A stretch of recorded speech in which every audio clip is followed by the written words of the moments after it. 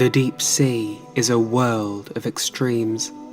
So far in this series, we've taken a look at the ways in which animals have adapted to survive in the cold, dark depths. We've explored the ecosystems of this unforgiving realm and seen how communities of life cling to whatever source of energy they can find, from vents of superheated water to the carrion of sunken whales. But now it's time to dive even deeper and discover a place where life is pushed to its absolute limits. For at the bottom of the Pacific Ocean, the sea floor widens into a gaping abyss of obscurities.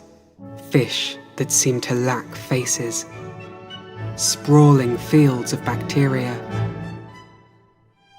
and giants that resemble life from another planet. Let's take a closer look at the hidden world of the Mariana Trench.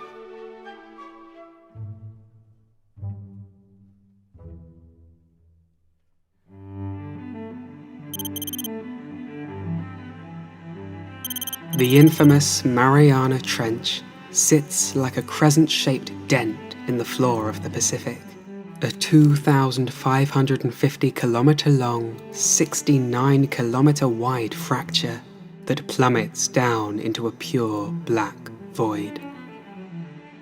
At the bottom, it hosts the deepest known location on Earth, the Challenger Deep, 11,033 metres or 36,200 feet beneath the waves.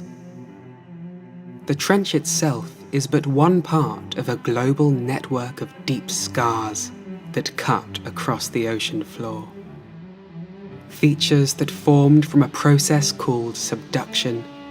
In the case of the Mariana Trench, the western edge of the Pacific Plate was thrust beneath the smaller Mariana Plate to the west, creating the deep fracture. Molten material then rose through volcanoes near the trench, building the nearby Mariana Islands.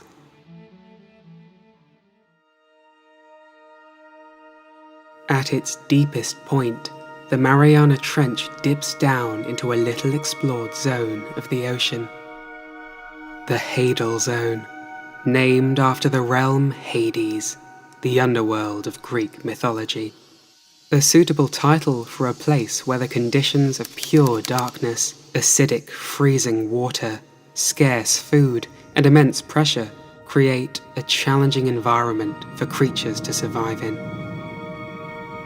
For much of history, it was believed to be a dead zone, void of any life at all.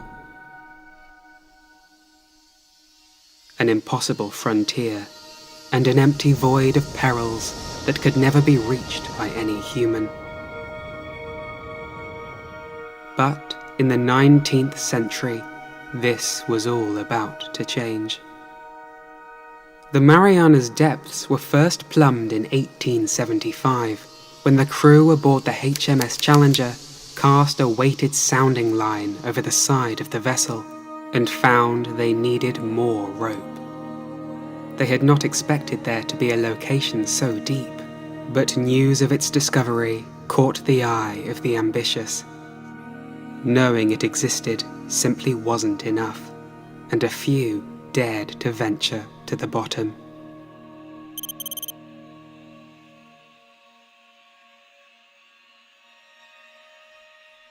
In 1960, 85 years after the Challenger Deep was discovered on that pioneering voyage, two men set out to reach the bottom. Jacques Piccard and Navy Lieutenant Don Walsh, sheltered only by a cramped bath-escape submersible called the Trieste. Their 5-hour descent was fraught with challenges.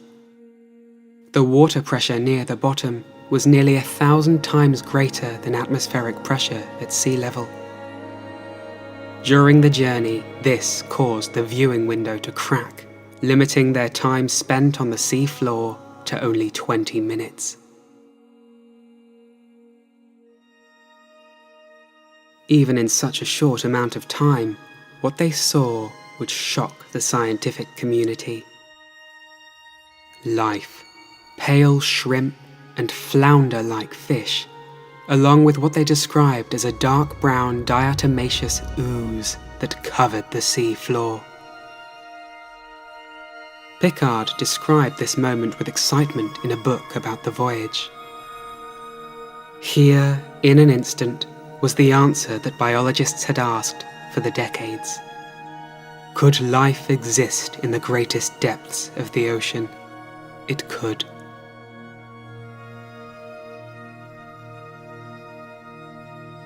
When James Cameron followed in the Trieste's footsteps on board the Deep-Sea Challenger in 2012, he too saw the sprawling microbial mats. Bizarre-looking filamentous clumps of microorganisms living off chemicals from altered rocks, 10,912 meters, or 35,803 feet down in a sunless world. It is these bacteria that support more complex creatures, for without sunlight, larger animals must instead rely on the energy produced by bacteria undergoing chemosynthesis, the deep sea equivalent to photosynthesis.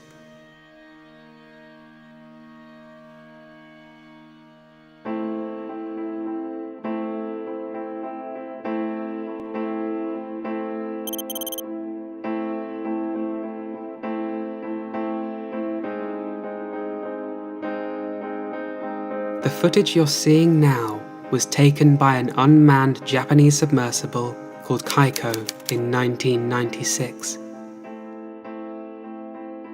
Having reached a depth of 10,897 meters, it marked the deepest dive for an unmanned submersible at the time. Its goal was to sample bacteria from the mats that Piccard and Walsh had observed nearly 40 years earlier. They found that a number of these bacterial species appeared to be obligately barophilic, meaning they thrived under high environmental pressures, proving that the idea that life could only exist in more moderate conditions was flawed. But in 1998, Kaiko returned to the Challenger Deep and stumbled upon more complex life. Hierondelia gigas, a gigantic amphipod species. This discovery posed a bit of a mystery. The extreme pressures of the deep sea cause calcium carbonate that makes up the shells of amphipods and many marine animals to dissolve more readily in water, leaving their soft bodies vulnerable.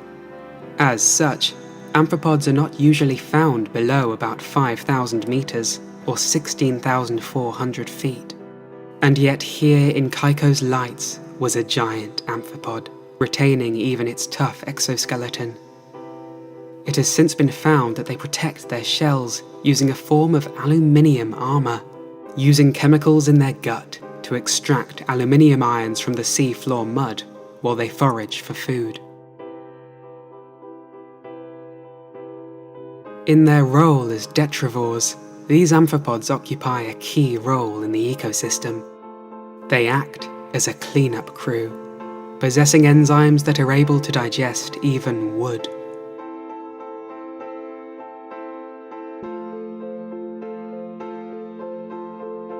In more recent times, remote submersibles have caught yet more oddities of the Mariana Trench in their headlights.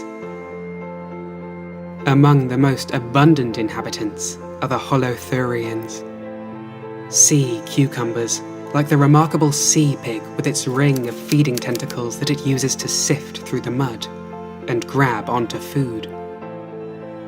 Some scientists believe that Piccard's fish was, in fact, a sea cucumber, for it is thought that fish are unable to survive where the pressure is so great that it would dissolve the bones of any vertebrates.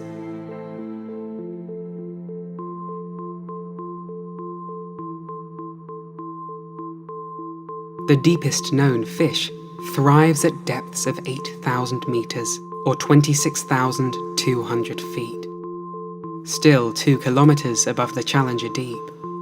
The Mariana snailfish, discovered in 2014, yet given the scientific name Pseudoliparis swirae, to commemorate Sub-Lieutenant Herbert Swire from the HMS Challenger.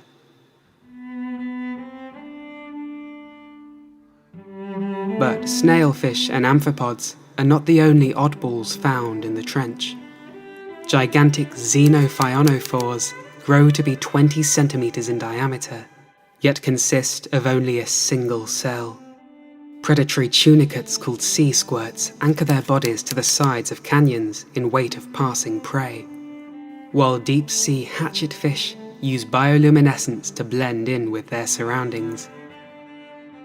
While only glimpses of these otherworldly organisms have been recorded, their abundance goes to show that life will always find a way to survive, even when faced with the intense challenge of living at the heart of the ocean's underworld.